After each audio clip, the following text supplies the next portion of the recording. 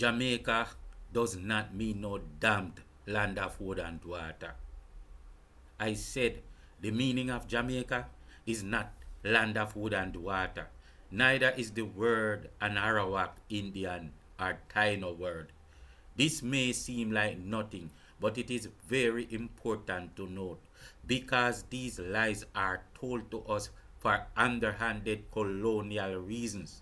It is all about land piracy and European wickedness. You will agree with evil against yourself if you choose the ignorance. It is time for us to cut the foolishness. Stop depending on white colonial powers for definitions or to define us to ourselves by even telling us our own histories. It is time to take it up unto ourselves. These are no longer the days when we were far and separate from our beloved Africa and our people over there who are eager to collaborate with us and set the record straight. I see how us Jamaicans love to show love to our Africans. I understand this sentiment because I am of African descent too. However, to have this blessed moment when we can reach out to each other on social media is beautiful, but we must not make it be only a superficial thing. Let us collaborate and learn our truths together. Let iron sharpen iron, and that alone will bring greater powers to us. You can stick to the old colonial slave master cooked up stories about your history. Listen to fools that believe it is irrelevant and believe in what and who they say you are, or you can take the challenge and research as well as I do. Between me and you, the truth will come out, but hopefully it will not be only as you accepting a dependency for definitions from those that tell you lies about yourselves.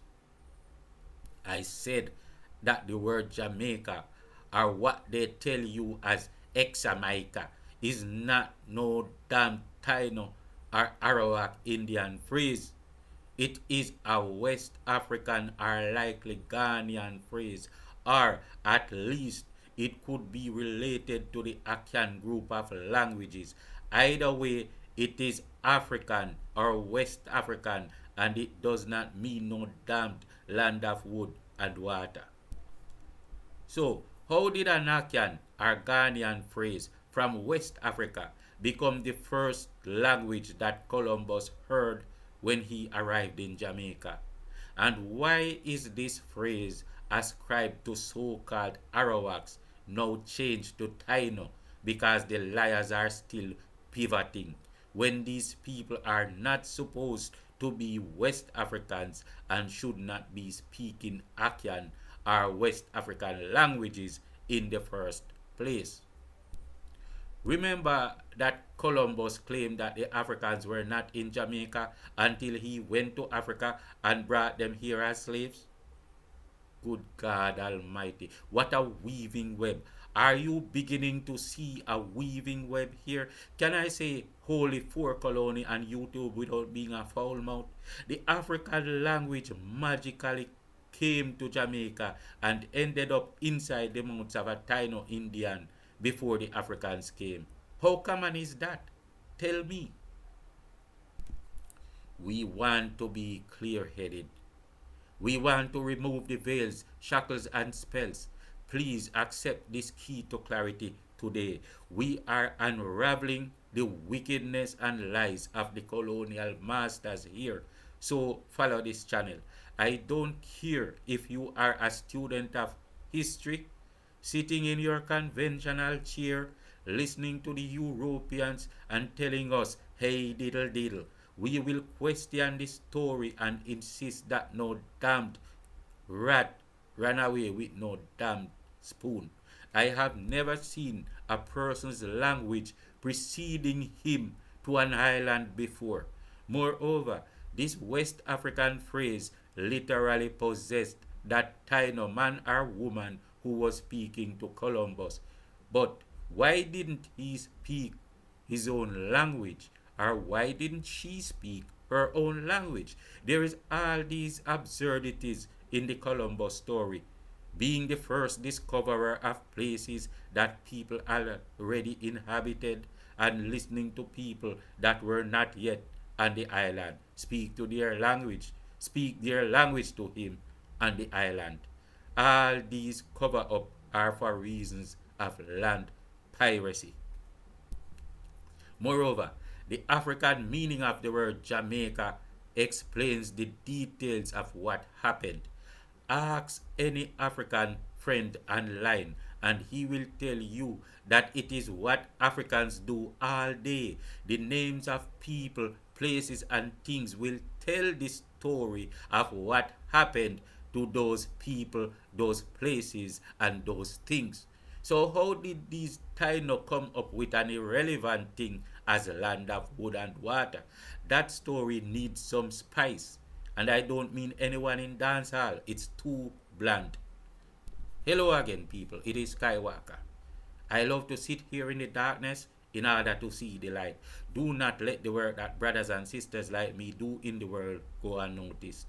The truth we unveil is not just ours, but it is also yours. We do not have forever on earth, so do not let these words be silenced. You can help to spread the words. How?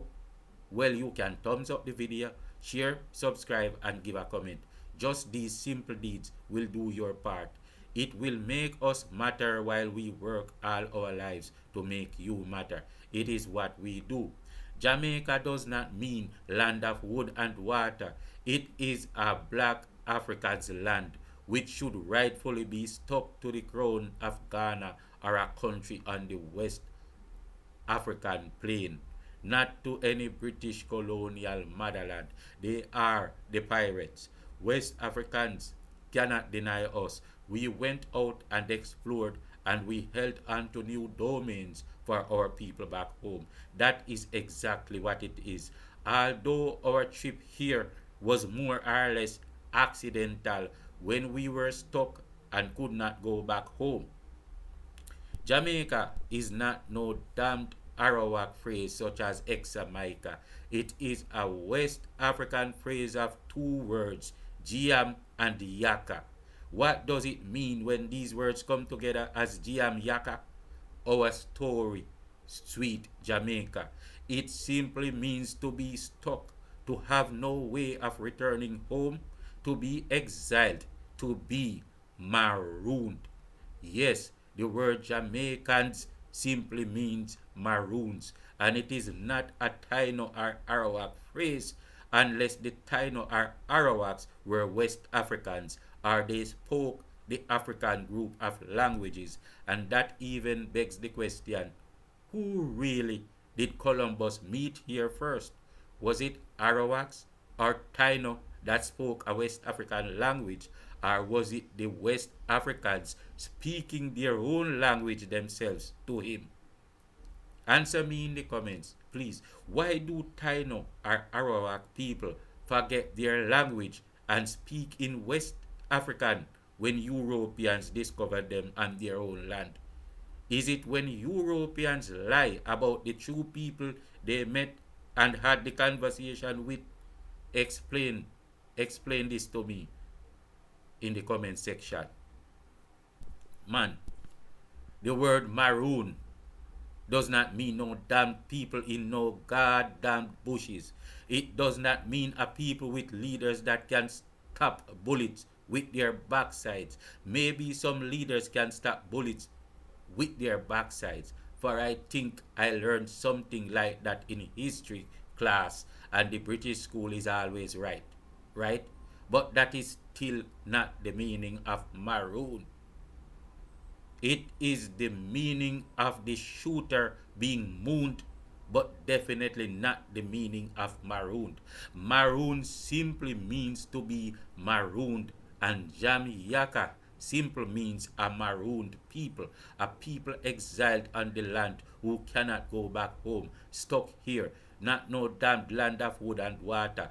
Every island is a land of wood and water. Holy for colony. What a useless cliche. Columbus seemed to be someone with aspirations to travel like the black man by way of Kunlunbo and conquer new territories.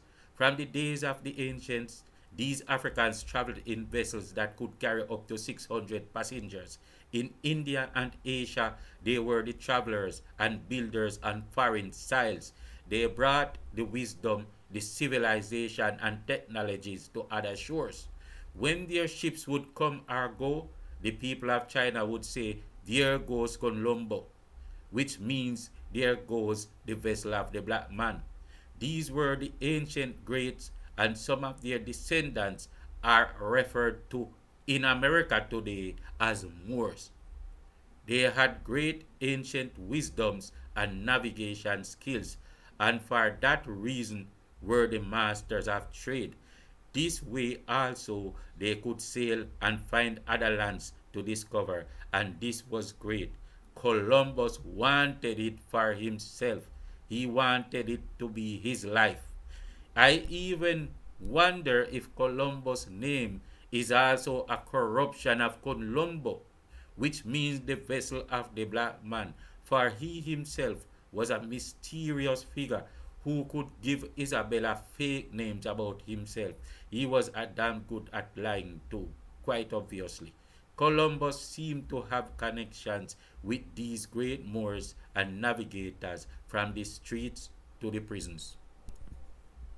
In earlier days, most white Europeans that traveled by Colombo vessels manned by the black man. Many of these old sailors purported to be white were black navigators with accurate maps. The white men that went on the sea would likely be hiding under the decks with their faces covered, expecting to fall off the earth square like any time soon on that ship. The colonial concept began before Colombo, but Colombo caused it to escalate. The black man will not be absolved of his own part in such a crime. Buddha is an Ashanti spiritualist or light bearer named Oboda, which means the same thing. The African Confucius, the conquering warrior of China, is now known by the white man as Confucius and by the Chinese as Kung Fu. Today, it is the black man who worships a white God named Jesus Christ, who is their shepherd and giver of sacrifice. This is the cycle of life. Those that lead into captivity will go into captivity. 1,000 years in the bottomless pit is already absolved. It is time to rise. It is time for light. Daylight, daylight, oh, daylight. Columbus went even to the prisons to find the meanest men, including Moors that could navigate, promising them freedom for their work. These black men already knew the people of Jamaica because they navigated here before. The people of Jamaica came here on vessels that were lost off the Cape of Africa, and the Africans thought they were all dead. The winds brought them here, and so they saw themselves as exiled, as the Giam Yaka people marooned. So when Columbus came, he saw them first, not no Arawak or Taino. He saw the Africans. They told him the name of the island as Giam Yaka, but he had some problems with that, which I will soon explain. The Spanish crew were the ones that interpret the word in their language as maroon because it means the same thing, to be marooned on an island. So they came and saw Africans, the main inhabitants, and they saw the Taino as well. You will soon see why they chose to ascribe the legacy of the land to the Taino Indians, who did not name the land in their language but used the name that the Africans gave it. Like when a Jamaican goes to America, does he name America by a Jamaican word, or does he simply adapt the word America unto himself? If Jamaica was named by the Africans, then it was the Africans that were indigenous to Jamaica. That must be obvious. However, Columbus' plan to own the land had a lot to do with genocide. He tried to kill all the people, managed to neutralize most of the Tainos, and got his behind whooped by the Jamaicans or the Maroons 24 times a day on the hour. He could not make them extinct, he could not make them slaves, and he could not tell them to leave their own country. In fact, he had to stay on the lower lands and avoid going inland, him and all his guns. This also saved the Tainos that survived the act of genocide. In 2004, I met a group of Jamaican Taino Indians going to Spain for reparations for the Columbus genocide. The reparation involved a lot of land in Spain. Quite wicked and woeful, isn't it?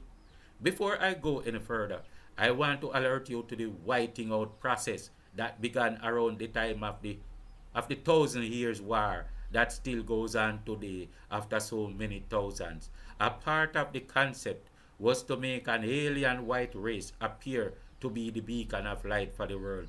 Why do we refer to the white race as alien? Do we mean they are from outer space? No. Alien simply means a mutated people. This mutation still takes place in Africa every now and again. It is a regressive gene effect that would be no big thing if they did not eventually gather and isolate to become as a different race. When they appeared as a people, the world and all its civilization was already taking place, and as a new race, it seemed like they had no legacy in it. That was the problem. They wanted to possess, to loot, and to write their way inside of the history books that took place thousands of years before them and before their own mutative story began. By a step by step principle, they would make black become white. For example, by simply saying the word Indian, you talk about the original, the indigenous, who is the black man. Slowly, they made the original seem closer to white. So when you go to China and India, for example, they are hiding or they are hidden on the outskirts. Both the originals, they are hidden on the outskirts and referred to not as the original but as aboriginals, which means the abhorred originals by subliminal effect. Whenever you say the word aboriginal, that's what it means by subliminal effect. You know and accept it that way, but subconsciously only. Then they transfer the true meaning of originals or the indigenous meaning the prototype to a paler skinned people or indigene, but corrupting the word to Indians only as a distraction. All right? So they changed the meaning of indigene, which actually correlate with prototype to a paler skinned people or indigene, but they are corrupting the words as Indian instead of just saying the indigenous people. But they do it as a distraction. Indigenous is simply indigenous. Whether you call it Indian or whatever, it is a black prototype. Egypt's originals are hidden from the tourists. The Taino, who were a jet black Indian people with curly hair, now believe they are light skinned, except maybe not in Jamaica, because those I met were pure bred and jet black. They never mixed with Africans over the years because they said that Africans were wicked to them, not the Maroons, but Africans that came with Columbus, like the Moors and Africans that came as slaves. In other parts of the Caribbean, Indians believe that Indians are almost white. In America, the first time a people were called by the N word, it was directed at Amerindians who knew that they were black then. No, many of them believe they are almost white. It's like the Hispanic who were ruled by the Africans in Spain for how many years, and now they think they are white. It is a step by step process. until eventually the process of whitening out will bring all legacies to the hands of the whiter race. Moreover, by them lying to say that the Taino were the rightful indigenous people, they could claim the land by default because the Taino were destroyed by genocide. So Columbus did not want to go and tell Isabella that the land was Giamyaka, which meant a people that were marooned, or the marooned people. He cooked up a story saying that it meant land of wood and water and that it was a Taino phrase. But the Taino were dead, right? If he would try to claim a land that was overrun by Maroons, Isabella would have to question that these Maroons would be the rightful heirs of the land. Understand? Columbus went to Africa to bring slaves. In Africa, it was easy to buy 10 slaves for a bottle of whiskey or gin. That's what the Africans did for the lives of their brothers. The lives of their brothers were of cheap value to them. This also debunks the lies that Africans were not complicit in slavery. Africans started not only slavery, but also the colonial principle, which they saw as tributaries, and they were the first pirates on the seas. So now, here is the trick that Columbus pulled off. He said the heirs of the land, the Tainos, were dead, and that all the Africans here, including the now indigenous Maroons, were brought by the Spanish from Africa as slaves. This is why the history of Jamaica has ascribed West African language to Tainos, and they believed the truth would never come to light. The British came and took over from the Spaniards. They cheekily refer to our country as crown land, meaning the British crown and not the crown of Ghana. This is a fallacy, and we must know the truth or agree with our own detriment. Think on these things, my people. Peace out.